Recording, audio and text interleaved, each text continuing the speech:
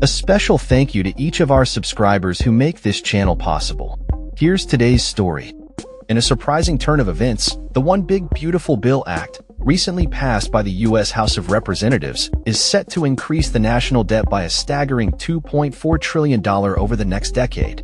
This is contrary to the promises made by President Donald Trump and his allies, who campaigned on a platform of reducing federal spending.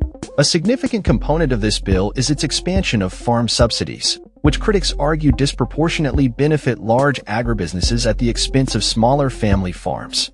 The U.S. Department of Agriculture defines agricultural subsidies as monetary payments and support provided to farmers or agribusinesses. While some of these subsidies are intended to promote sustainable farming practices and support research, a large portion is directed towards a few major crops: corn, soybeans, wheat, cotton, and rice.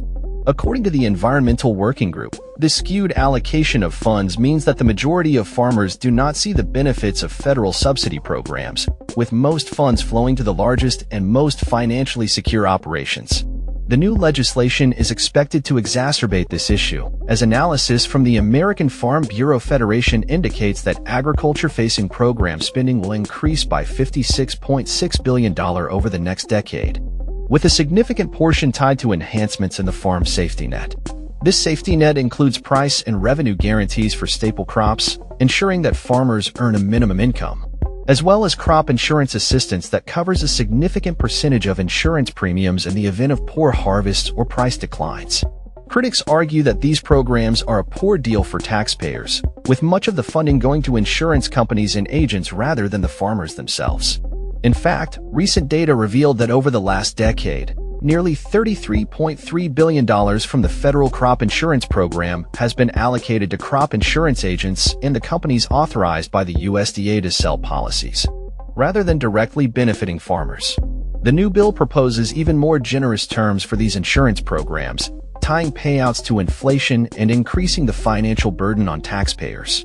Additionally, the legislation raises the price minimums for various staple crops, with particularly steep increases for crops grown in southern states. For instance, while the minimum price for corn is set to rise by 18%, the minimum price for rice will increase by an astonishing 185%. Such price guarantees distort market dynamics, leading farmers to prioritize certain crops over others that may be better suited to their growing conditions.